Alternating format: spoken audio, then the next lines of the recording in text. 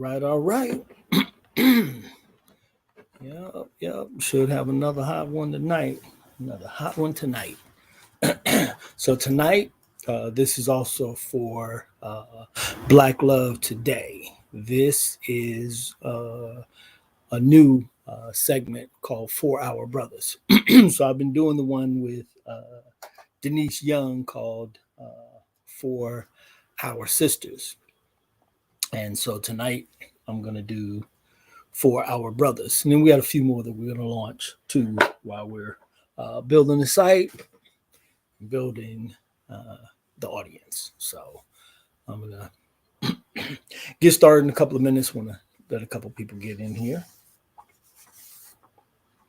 And the one thing I want to say, which is mostly going to be said to the people who are listening afterwards, is that I'm going to try to figure out a whole nother program for dealing with this on Facebook. I'm launching it on YouTube as well, but Facebook has gone from uh, John Bailey, how you doing, brother? Facebook has gone from blocking people for 30 days to now what they're doing is they're taking your content and they're pushing it down to the bottom of everyone's stream. So people can't necessarily see you in their feed like they used to. So on this, my main profile, I have 1,000 people and it's pushed to the bottom. So we get people who are viewing it afterwards, but we don't get the people that we should be getting to view it live. So anyway, I do the show, and most of the people who see it are seeing it afterwards. So I'm looking for a way to fix that, which may mean not broadcasting on this main profile, which Facebook has targeted. It's a damn shame that now I don't want to go off on a tangent. I want to get to the topic of tonight's show, but it's just a damn shame that Facebook has created this social media outlet, and then because they are evil, ignorant, and racist, they have created a situation where they target people and then keep people, the numbers, from getting too far up there. They're like I said, they're pushing, and they do it on Instagram too. If they target you, they start to push your messages to the bottom of people's feed. Anyway, I'm gonna get started tonight. I'm gonna launch this whole 4 Hour Brothers piece um, with just be a man about it. Now, of course, as we go and as we have guests come in, Denise Young, what's up, sister? Glad you are in here. Good evening.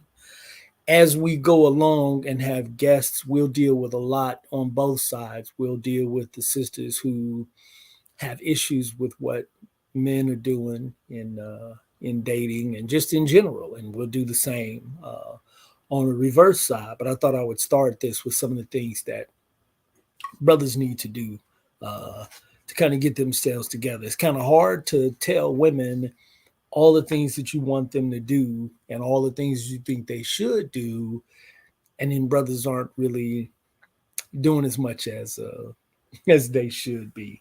So just be a man about it. So the number one thing is, it's minor. We hear about chivalry. So the number one thing is the whole holding doors. I know, brothers, that at this stage in the game, there are a lot of sisters who don't appreciate it anymore. They don't appreciate it when you hold the door. And I know what a lot of you are doing it, and I understand a lot of you are doing something that, again, while I understand, Preston James, how you doing, big brother? While I understand what you're doing and why, I don't know if it's the most productive. And what a lot of brothers are starting to do is not hold the door anymore. They're starting to move away from what we've come to know as chivalry.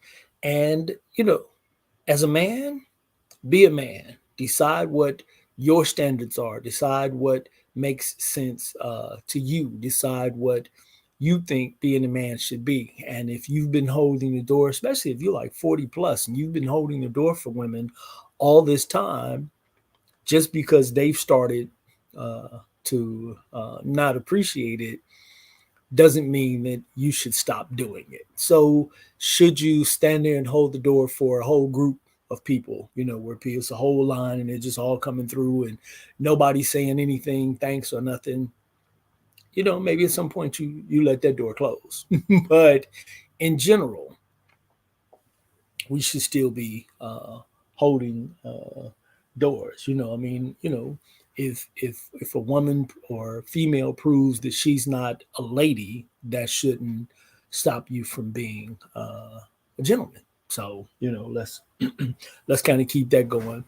Here's another one that's kind of a hot topic lately, because you got a lot of females out there who have decided that they're going to view and only accept men through a financial lens. So they're looking for you to spend money on the first date. They want you to take them and spend $100, $200 on the first date. They don't want to go on coffee dates. They only want to take advantage of dates that are gonna treat them to something that 9 times out of 10 they wouldn't treat themselves to. And so you got to watch out for that. But here's how you watch out for it. Number one, goes back to something I said earlier. You decide what kind of man you are. You decide what you're going to do. You decide what your standards are, and you hold on to it. And so holding on to it means no matter how cute she is, that means no matter, whether you think you're going to, jump her bones, you hold on to your standards. And, a lot of women will say some things that sound pretty convincing, or they'll try to shame you. They'll say things like, "Oh, I'm tired of coffee dates." Well, then let's go for tea. They also have water. They have juice. We can go for a walk. But you gotta kind of shut it down as far as that's concerned, and you shut it down by holding on to your standards. So you can't give in, like I said, because you think she's cute or because you think you're about to knock boots, right? But here's the other thing about the whole gold diggers piece. What you also have to do, and this goes along with holding on to your standards. What you also have to do is kind of make sure you're not being like the soft, fertile ground for the gold diggers. So you can't be out here, you hear a lot of brothers say, "Oh, I don't mind taking a woman on a date and spending $200. I don't mind doing this. I don't mind doing that."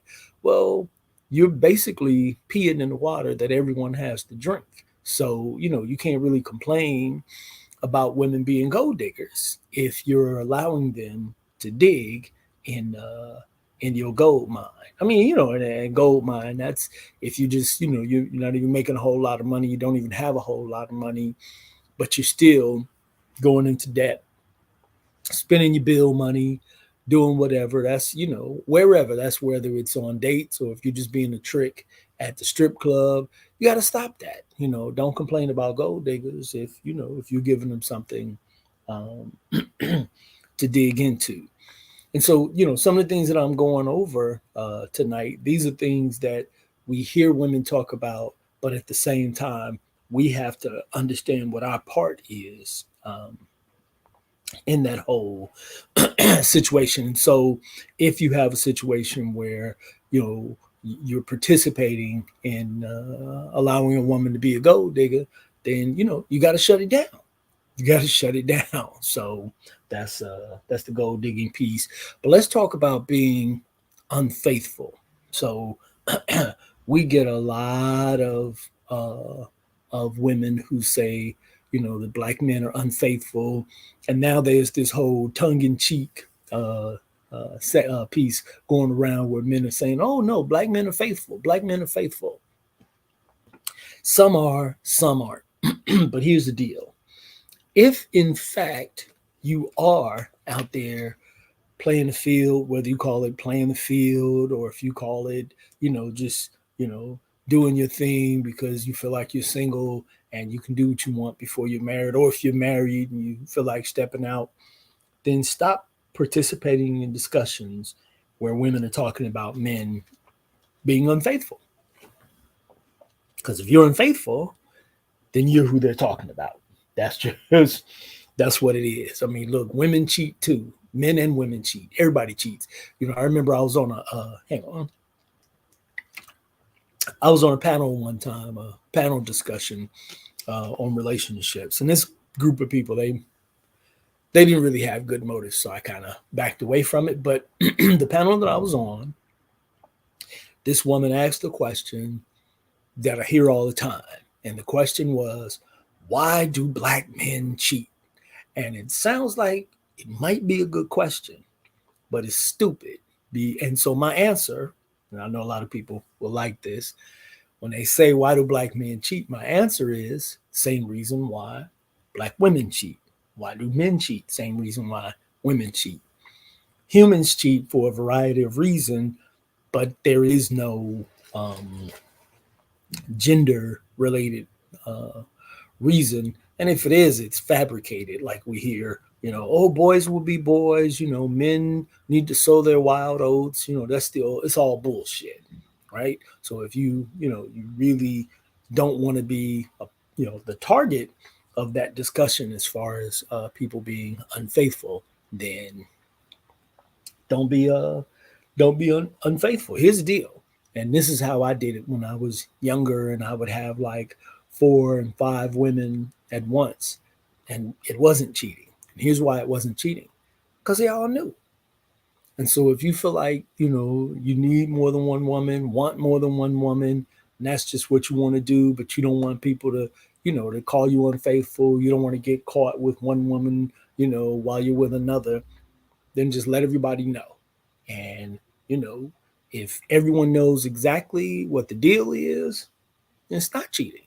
It is what it is. It's you doing your thing, and no one can really be mad about it. But if you're not willing to tell the truth, then yeah, you're being unfaithful. If the woman that you're with thinks that she's the only woman, that's not a good situation. That's horrible, and that's not really being a man. So you should just be a man about it. And again, don't make up shit like I'm a king and the king needs more than one queen. And you know, again, if she's okay with it, because there are women, and I've been with a couple of them. There are women who are okay if you step out, but they have specific comfort zones. There are things that they want, things that will make them comfortable if in fact you're going to see other women, and that might be them having other men. You got to ask yourself if you're okay with that. You know what I mean? You got to ask yourself if you're comfortable with it being some reciprocity. So stop making stuff up. Stop saying, you're a king, or, a man has to sow his wild oats. You have to create a situation where you either tell the absolute truth, or, then be faithful, or maybe you just don't need to be in a relationship. But I know, and let's, again, just be a man about it. Let's, on some man shit, let's talk about why a lot of men do that. Men who are cheating and who decide not to tell the other person. And I'm sure this goes for women too. You don't want to tell the other person because A, you don't want to lose them. You don't want to tell the other person because B, you don't want them to do the same thing. So let's just let's just keep it real. It's just it's not a good thing. It's a good thing if you want to call yourself a player, and like I said, you have to, in being a player, part of being a player, you got to play the game right, and the rules of the game, if you're a player, is being honest. So just be a man about it, and and let's move down the line and talk about sex. So now we're talking about not just, uh, cheating, relationships, or whatever. Let's talk about sex in and of itself. Because what we see right now is, especially, with Cosby, R. Kelly, a few other people, we see women from the past who are coming up and they're making accusations, and the accusations may be 30 years ago, 40 years ago, from whenever. So here's the deal: you should probably be like so hyper vigilant, so careful that you just don't get in a situation where a woman can say that you forced her, that you did anything, force, coerce, whatever, anything that could be misconstrued as illegal. Don't put yourself in that position. Here's a good rule of thumb: if you're with a woman and you guys are messing around, if at any point she says no or starts to resist, go home, man. Shut it down. Too many women out here who are free and open with their bodies. You just don't have to do it. You don't have to put yourself in that position. We hear all the time, no means no. We know, especially if you're over 40, that some women like to play the games where they want to say no because they want you to push a little bit. They want you to be aggressive. That's illegal. It's against the law. Can't do it. You could end up being in a really bad situation, even though in your mind you're thinking, yeah, this is cool, but it's not worth it. Don't put yourself in a situation where a woman can actually can say it. There's never a sexual encounter that's worth your freedom. So, no means no. And at any given point, even if you think that it's problematic, look, if she's drunk, you think that she's too drunk to make an informed decision, just leave. If you guys have been smoking, she's high, she's smoking, she smoked something, snorted something, whatever, and she's under the influence of anything, you got to let it go. You got to bounce and just be a man about it. And being a man means this potential sexual encounter isn't worth my freedom, and you have to shut it down. Stand along the line of sex. Let's really talk about the whole safe sex piece. One of the things that came up once Roe v. Wade was attacked, one of the things that came up is sexual behavior around abortion and the abortion pill, the the morning after pill. It used to be back in the day, 80s, 90s, when I was coming up and out there doing my thing, where if a woman, some of the women who were on the pill would tell you that you didn't need a condom. Oh, you don't need a condom because I'm on the pill. If in fact that is the case, we knew back in the day, she's on the pill, that does nothing to stop diseases. I mean, to not to mention that she could just be saying that so she could get pregnant. But here's what's happening now, which has been going on for over 10 years. A lot of women will now offer you to use no protection, and they're saying that they'll just take the morning after pill. Oh, don't worry about it. I'll just take the morning after pill tomorrow, no matter what. That way we don't have to worry about it. That still doesn't stop diseases. So, we got to be out here. We can't whine and, well, I mean, I guess we can whine and cry if we get burned, but at the same time, we can't be out here acting like victims if we're just willingly jumping in and we don't know what's in there, right? They're not, unless you are a doctor, you don't know if she's got whatever, herpes, syphilis, or the big one, HIV. I know people are out here acting, reckless with COVID because they think COVID is over or COVID is a hoax. But these are probably some of the same people who are acting reckless when it comes to HIV.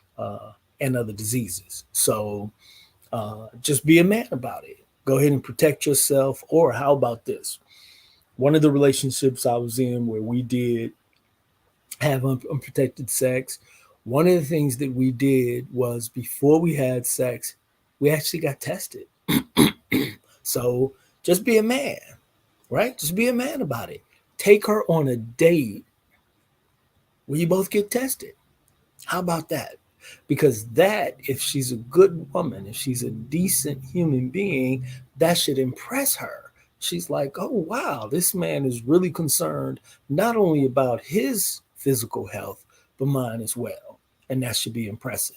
And as a man, we talk about being men and we talking about taking the lead. These are ways in which we can we can take we can take the lead, because if you keep yourself from those situations, then you don't have to worry about what could potentially come from it. Denise Young says, plus anybody who says casually that she'll just take the morning after pill should be looked at sideways.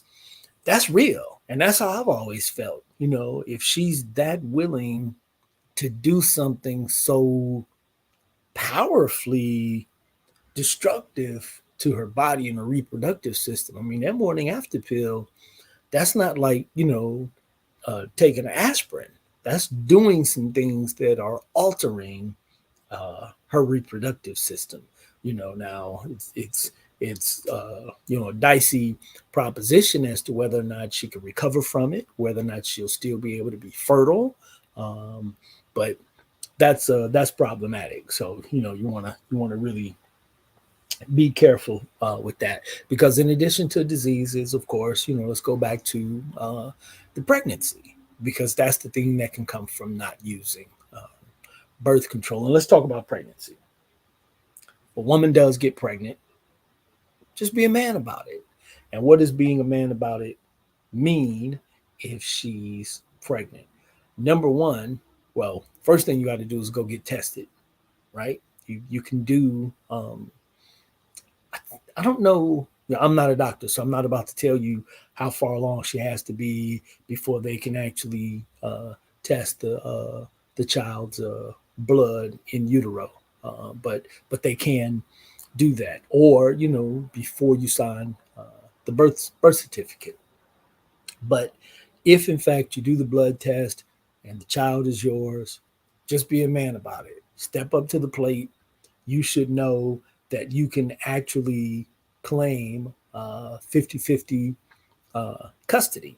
And what happens if you claim 50-50 custody is you have a better chance of fighting child support, especially, some of this shit is draconian where they're taking huge chunks of your money and not really counting the woman's income. It's based on the man's income, and then they take a percentage, and then so if you want to avoid all of that, just be a man about it. Because if in fact you go into it and you're claiming 50-50 custody, first off, if she doesn't want you to, immediately go to court, fight for your child. But if you get 50-50 custody, then you have a better chance of fighting child support, because what should occur is when a child is born, both parents should split the time equally, and they should split the expenses equally.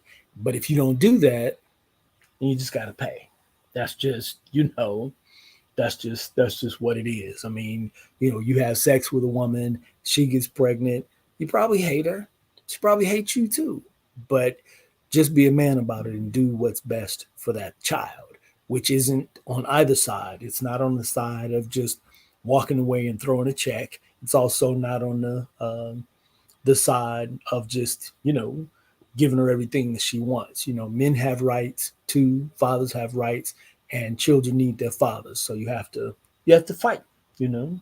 Just be a man about it and fight for your child. And speaking of fighting, and fight for your child, but that doesn't mean fighting the actual woman. That doesn't mean putting your hands on a woman. Again, just be a man about it. Don't ever get caught in a situation where you put your hands on a woman. Let me give you an example.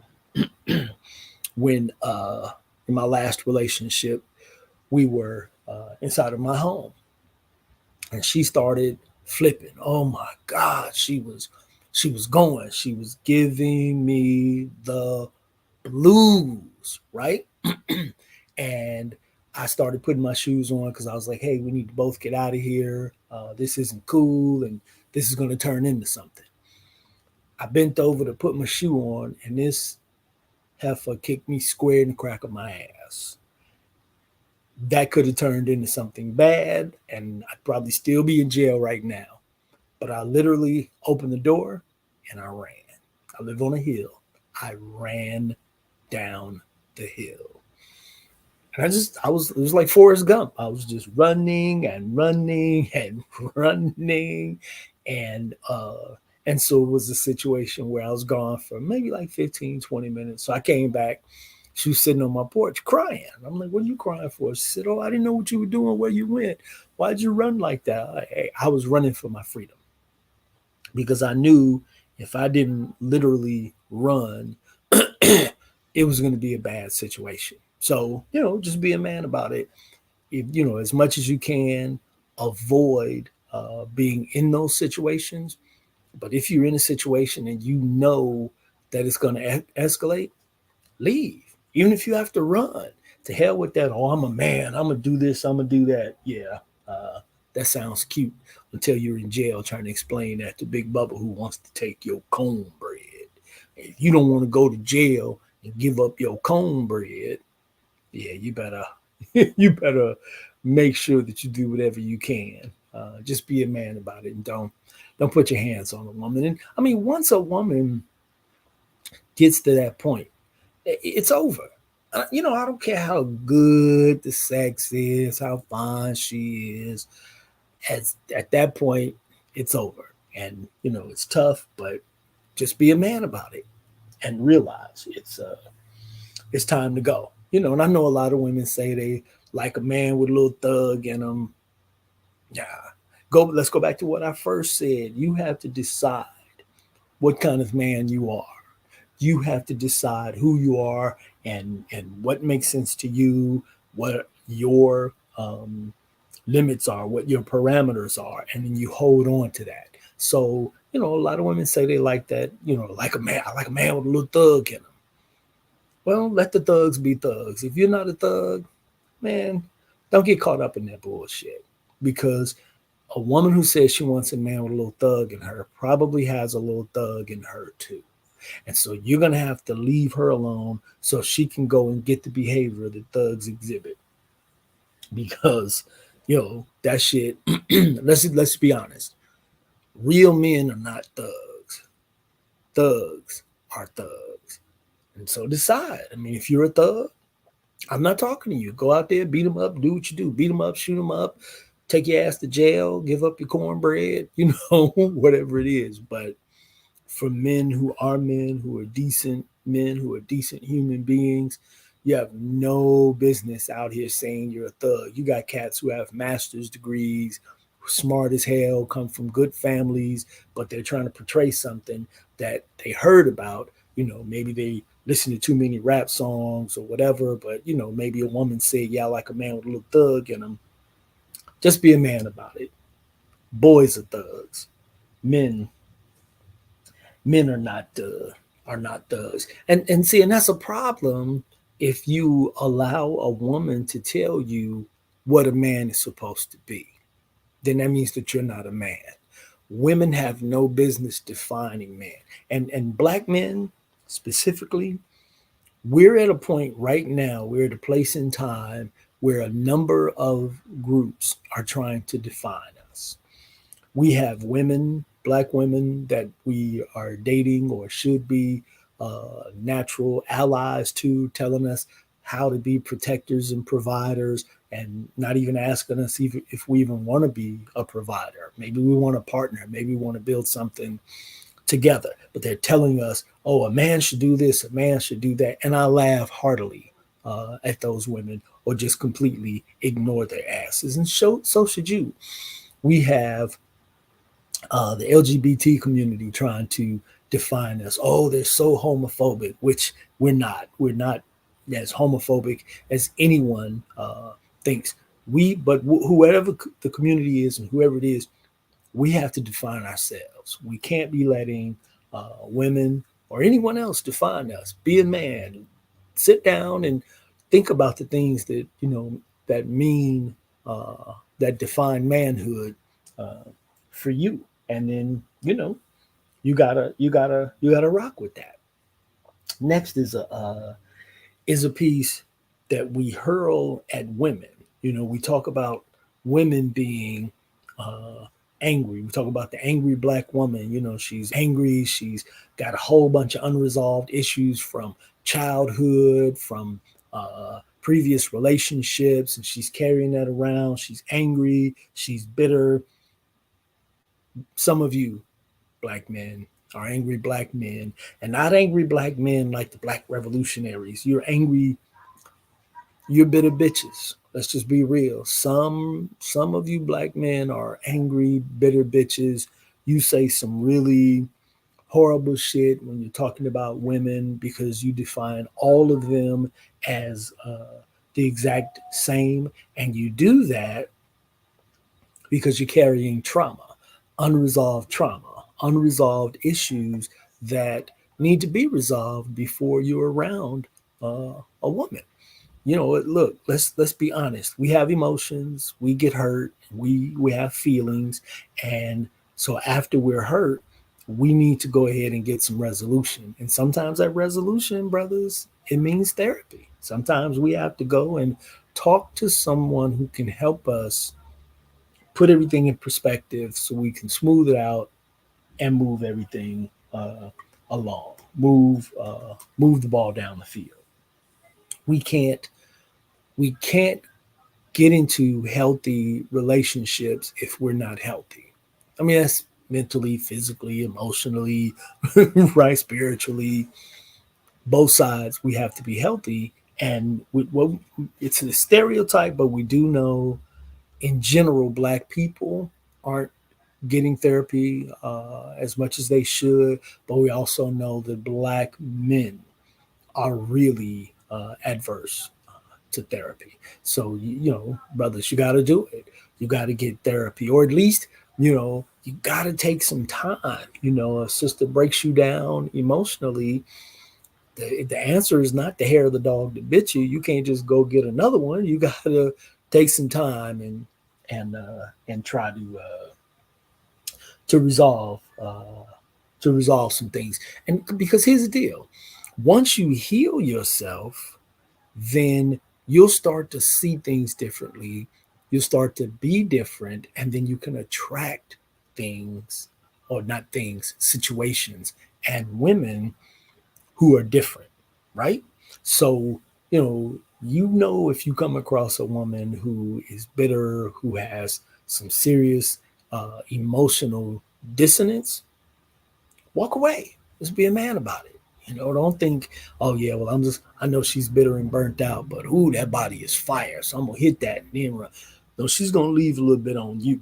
She's gonna change you. You're not gonna change her as much as she's gonna change. You probably won't change her at all, but she will change you because bitter people hurt people. Hurt people hurt people. Toxic people, you know, it's seductive. Their toxicity can be seductive, especially if they're sexy as shit. So just be a man about it, and you got to take inventory. You got to make sure that you're setting your standards for what a man is, and then you're following that. Are you the example of a man in your community that you need to be? Are you a father to your children? What about a manly example to the women and to the other men in your family? What about to your brothers? What about to your friends? Are you really that example that you should be? You can't say anything negatively about the state of black men unless you yourself are a shining example of manhood. For example, I hear a lot of dudes saying, anything that happens in the hood, yeah, well, those brothers in the hood, they're doing this, they're doing that. But if you haven't talked to them, with them, spoken to them, and at least taken one or two to the side to try to improve their condition, especially children, then you should probably shut your ass up, right? Because if you are a man, then a man tries to elevate the people who are around them. A man tries to elevate the condition of his family, his friends, and his community. And if you're not doing that, then you have no business speaking negatively. You have no business saying, oh, yeah, those people in the hood are doing X, Y, and Z, because you're not trying to do anything to improve their lot. And let's be honest, a lot of you probably want to volunteer for programs that are in the community, but you're afraid. Let's be honest, you're afraid. And if you are, that's okay. If you didn't grow up like that, go work with guys who aren't afraid, but do something, because again, as a man, you can't just trash other men and say those guys in the hood or those guys over there and talk about what they need to do. If you are a man, define who you are. Define, what does being a man mean to you. And once you take inventory of yourself, then you elevate, and most importantly, you set your own standards, and just be a man about it. So anyway, that was the first installment. I wanted to keep it short and sweet. So I'm going to be dealing with, in this segment, I'll be dealing with issues that are more black men to black men, but it's cool if black women listen. And again, I got to figure out what Facebook is doing, because they're keeping, a lot of people who are asking me, they watch the show uh, afterwards, and they're asking me, how come I didn't get notification when you went live? I had to go find it, afterwards. Yeah, Facebook is doing some real tricky shit. So I'm going to figure that out. But in the meantime, thanks for the people who watch it live. But, if you're watching this afterwards, just throw me a and share it. That will help spread this message. Like and share, like and share. Thank you, thank you, thank you. Darryl James, Black Love Today. Peace.